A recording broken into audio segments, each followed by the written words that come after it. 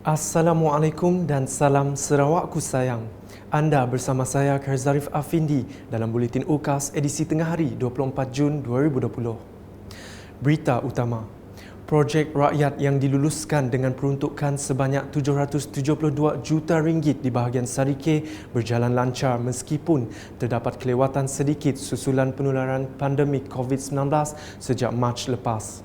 Ketua Menteri Datuk Patinggi Dr. Abang Haji Abdul Rahman Zohari Tun Datuk Abang Haji Openg berkata, antara projek rakyat yang giat dilaksanakan adalah seperti pembinaan jalan raya dan jambatan selain kemudahan bekalan air dan elektrik. Bercakap dalam sidang media semasa Majlis Pecah Tanah Bangunan Integrated Administrative Centre IAC pada petang Selasa, beliau menambah, kesemua projek rakyat terbabit akan dibangunkan dengan amalan norma baharu termasuk menguruskan kemasukan pekerja dari luar Sarawak dengan mengikut prosedur operasi standard SOP ditetapkan.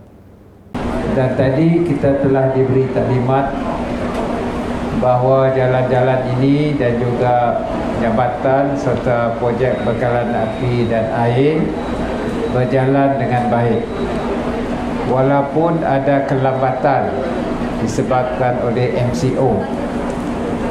Dan perkara kedua ialah projek ini akan terus kita laksanakan, continue with the implementation dengan menggunakan kaedah-kaedah norma baru dengan SOP yang tertentu, termasuklah kita menguruskan tenaga kerja mereka yang mungkin datang daripada luar Sarawak. We have to coordinate and manage them supaya kita dapat mengawal merebaknya COVID-19. Sementara itu, menjawab pertanyaan media berhubung isu politik semasa, Datuk Patinggi Abang Zohari menegaskan kerajaan Sarawak lebih mengutamakan kepentingan rakyat berbanding melayan karenah politik semasa. Tegasnya, usaha berterusan dalam membawa pembangunan kepada rakyat di Sarawak sentiasa menjadi tunjang perjuangan kepada kerajaan Sarawak. Saya datang situ nak naga projek. Politik lupakan dulu. Rakyat lebih penting daripada nak jadi Perdana Menteri. Mengenai pembangunan rumah Spektra Permata, beliau memberitahu projek ini akan dibangunkan dengan melibatkan skim pembesaran kampung Sarike seperti pembangunan sama di Kemuyang Sibu. Ya, kita akan laksanakan itu juga. Berita seterusnya. Selain kempen melawat Sarawak bertemakan Sarawak More to Discover, kempen baharu dengan slogan Rediscover Yourself in Sarawak akan dilaksanakan dengan mempukuhkan lagi promosi budaya, pengembaraan alam, makanan dan festival di negeri ini. Demikian menurut Menteri Pelancongan, Kesenian dan Kebudayaan Datuk Abdul Karim Rahman Hamzah ketika berucap dalam sesi dialog rasmi kementeriannya dengan pemain industri pelancongan Sarawak dan agensi-agensi yang berkaitan di Borneo Convention Centre Kuching BCCK pada Isnin. Ujarnya lagi, kempen tersebut bertujuan untuk menjangkau pasaran domestik dengan memfokuskan pelancongan di dalam negeri intrastate dan antara negeri interstate berdasarkan norma baharu yang mana menawarkan pakej insentif pengunjung bernilai RM1 juta. Untuk itu, Jawatankuasa Pengurusan Bencana Negeri JPBN Sarawak kini dalam usaha mengemaskini prosedur operasi standard SOP yang relevan untuk pembukaan perniagaan pelancongan secara beransur-ansur. Berikut pula, Ketua Masyarakat dan Ketua Kaum KMKK dan ahli-ahli Parti Pesaka Bumiputera Bersatu PBB di kawasan Dewan Undangan Negeri Dun Kuala Rajang digesa memperkuatkan kerjasama demi keutuhan parti. Gesaan ini disuarakan Menteri Muda Perancangan Pentadbiran Tanah dan Alam Sekitar merangkap ahli Dewan Undangan Negeri Adun Kuala Rajang, Datuk Len Talif Saleh dalam satu majlis penyampaian sumbangan dana tahunan di Belawai pada Sabtu. Datuk Len seterusnya bersama ahli Parlimen Tanjung Manis, Insinyur Yusuf Abdul Wahab merasmikan Dewan Serbaguna Kampung Stalun yang baru bernilai RM400,000. Kembali ke laporan di Sarike pada Selasa. Setiausaha Kerajaan Negeri Sarawak Dato' Amar Jaon Samion meneruskan tinjauan pematuhan SOP pengoperasian di beberapa pejabat kerajaan negeri di Wisma Jubli Mutiara.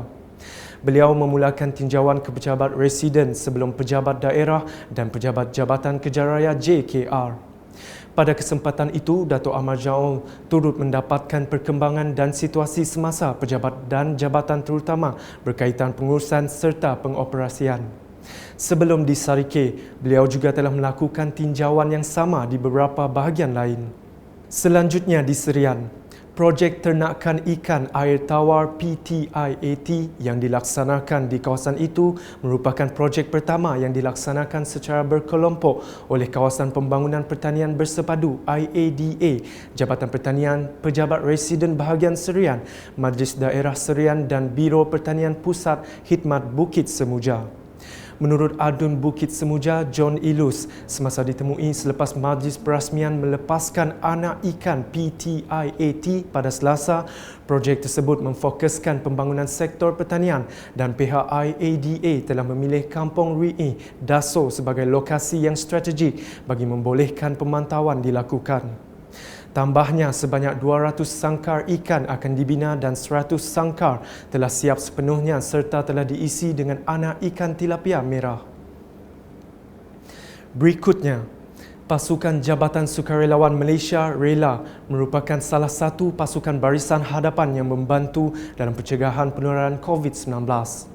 Adun Demak Laut Dr. Hazlan Abang Hipni semasa penyerahan sumbangan dana tahunan kepada Pelatun Rela Muara Tebas pada Isnin berkata, peranan yang dimainkan Rela cukup besar khususnya dalam menjaga dan mengawal keselamatan kampung seperti kecurian, pergaduhan, pengedaran dadah, penyeludupan, pendatang asing tanpa izin parti dan sebagainya. Sementara itu, Ketua Pelatun Rela Muara Tebas, Joli Kadir mengucapkan terima kasih kepada Dr. Hazlan atas sumbangan dana bagi memastikan aktiviti rondaan rela diteruskan dalam tempoh PKP pemulihan. Bukan saja